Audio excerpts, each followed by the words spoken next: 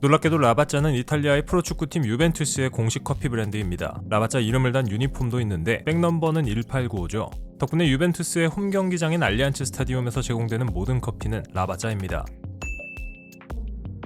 커피하면 떠오르는 나라, 바로 이탈리아입니다. 커피를 사랑하는 이 나라에서 가장 큰 규모로 활동하고 있는 브랜드가 있는데요. 바로 이탈리아의 국민커피 라바짜입니다.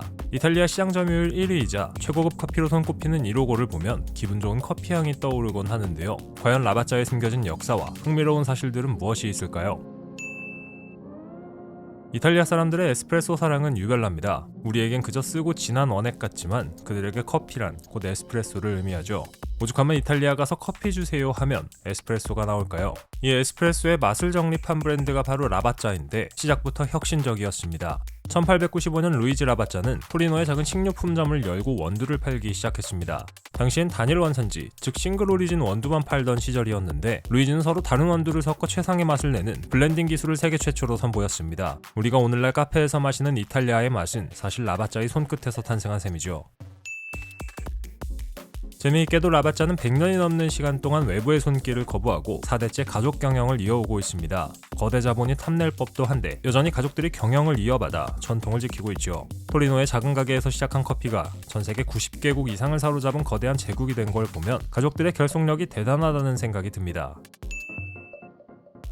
커피는 매우 민감합니다. 조금만 시간이 지나면 쉽게 원래의 맛을 잃어버리죠. 라바짜가 세계로 뻗어나갈 수 있었던 비결은 바로 이런 민감한 커피의 맛을 살리는 포장 기술에 있었는데요. 1920년대 이미 두 겹으로 된 종이 포장지를 개발해 신선도를 유지했고 1950년대에는 업계 최초로 진공 포장 캔을 도입했죠. 덕분에 이탈리아 밖에서도 갓 볶은 듯한 신선한 원두를 만날 수 있게 되었고 현재는 생산량의 거의 절반을 해외로 수출하며 전 세계인의 입맛을 사로잡고 있습니다. 우리가 한국에서도 이탈리아 현지의 맛을 느낄 수 있는 건 이런 기술적 집착 덕분입니다.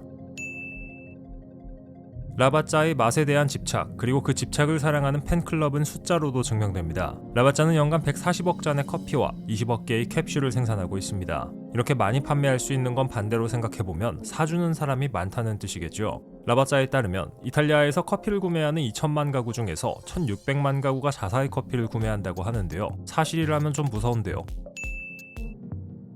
혹시 우주에서도 에스프레소를 마실 수 있다는 사실 알고 계셨나요? 라바짜는 단순히 지구 정복에 만족하지 않고 우주로 향했습니다. 항공우주기업과 협력해 무중력 상태에서도 에스프레소를 추출할 수 있는 특수 머신 이스프레소를 개발했고 실제로 국제우주정거장의 우주비행사들이 이 기계로 커피 타임을 가졌습니다. 지구를 넘어 우주까지 진출한 커피라니 정말 스케일이 남다르지 않나요? 흔히 라바짜의 라이벌로 지칭되는 게 빨간색 로고의 일리입니다. 둘 다 똑같이 이탈리아 출신의 커피 브랜드지만 맛은 전혀 다르죠. 일리는 100% 아라비카 원두를 사용해 부드럽고 달콤한 편인 반면 라바짜는 좀 더 진하고 강한 맛으로 유명합니다. 가격 측면에서 일리는 좀 더 비싼 프리미엄 브랜드고 라바짜는 합리적인 가격대의 국민 브랜드 대접을 받습니다.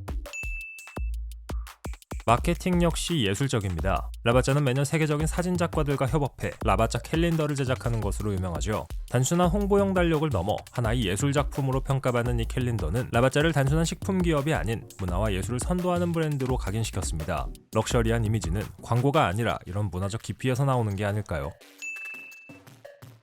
최근에는 집에서도 간편하게 즐기는 캡슐 커피 시장에도 공을 들이고 있습니다.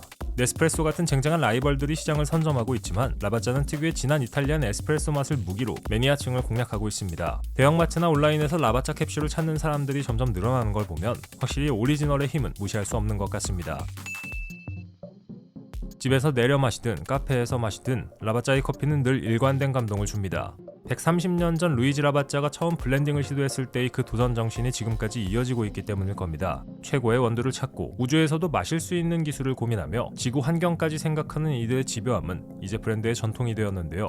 과연 라바짜가 앞으로 또 어떤 혁신으로 우리를 놀라게 할지 다음 100년의 행보가 더욱 궁금해집니다.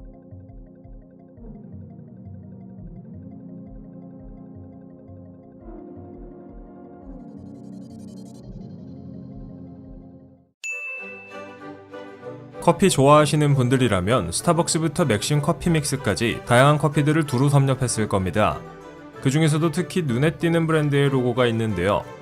빨간색 사각형에 정갈하게 쓰인 흰색 글자, 바로 이탈리아 출신의 커피 브랜드 일리의 로고입니다. 이탈리아 시장 점유율 1위 브랜드이자 최고급 커피로 손꼽히며 한국에서도 이제 흔하게 볼 수 있는 이 로고를 보면 맛있는 커피가 떠오르죠. 아마 그건 1935년부터 지금까지 쌓은 이미지 덕분일 겁니다. 과연 일리의 숨은 역사와 재미있는 사실들은 무엇이 있을까요? 이탈리아 사람들은 에스프레소를 즐겨 마십니다. 우리나라 사람들 입맛에는 쓰기만 하고 별로 맛이 없겠지만 어쨌거나 이탈리아 사람들이 즐겨 마시는 커피는 아메리카노가 아니라 에스프레소입니다. 이 에스프레소로 유명한 브랜드가 바로 일리인데 브랜드의 시작도 에스프레소와 깊은 연관이 있죠. 헝가리 사람인 프란체스코 일리는 1933년 일리를 설립했고 1935년 일레타라는 기계를 만듭니다. 이 일레타는 증기가 아닌 압축 공기로 에스프레소를 추출하는 기계였는데 오늘날의 카페에서 흔히 사용하는 기계의 원형이 바로 이 일레타입니다. 에스프레소를 더 맛있게 추출하기 위해 발명한 이 기계가 이탈리아 전역에서 사랑받으면서 일리는 유명해지기 시작했지요. 스타벅스부터 이디야까지 모두 일리에게 감사해야 하는 순간이 아닐까 싶습니다. 재미있게도 창립자인 프란체스코 일리는 1차 대전 때 이탈리아의 장교로 파병되었는데 전쟁이 끝난 후에도 집에 가지 않고 이 지역에 눌러앉아 커피 사업을 시작했습니다. 살기 좋은 땅이었던 것 같네요. 이탈리아뿐만 아니라 1940년대에는 네덜란드나 스웨덴 같은 다른 유럽 지역에도 수출되면서 일리는 인기를 끌기 시작했습니다. 해외에 수출하려면 원두를 신선하게 유지해야만 했는데 일리는 커피캔에 질소를 채워 커피의 산화를 막는 방법을 채택했죠. 이렇게 해서 어느 지역에서나 똑같은 품질의 제품을 판매할 수 있었고 일리는 해외에서도 더 사랑받게 됩니다. 우리나라에서도 물 건너온 일리 커피를 맛있게 먹을 수 있는 이유는 이렇게 원두의 품질을 유지하기 위해 많은 노력을 했기 때문입니다. 맛 좋은 커피를 내놓는데 일리가 진심이었다는 증거는 또 있습니다.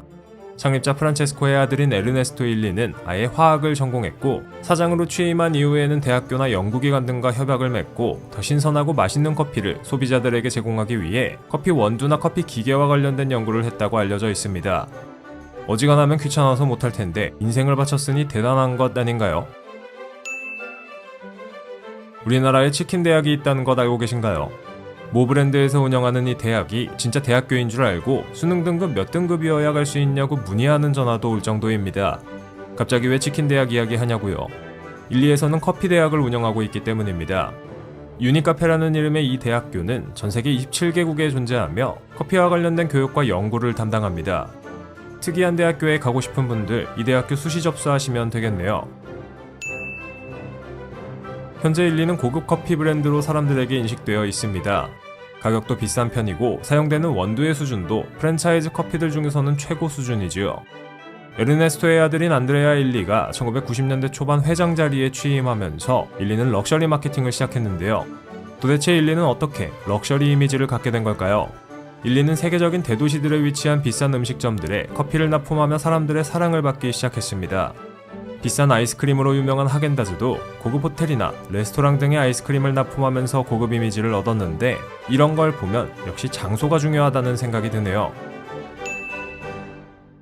일리는 일리 가문에 의해 4대째 가족 경영으로 운영되고 있습니다.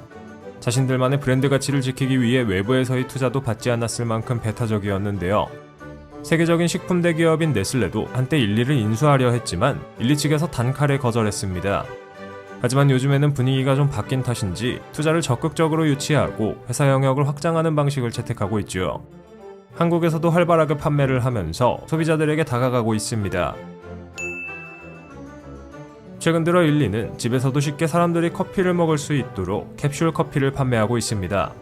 코로나가 찾아오며 집에서 커피를 즐기는 사람들이 늘었기 때문인데요.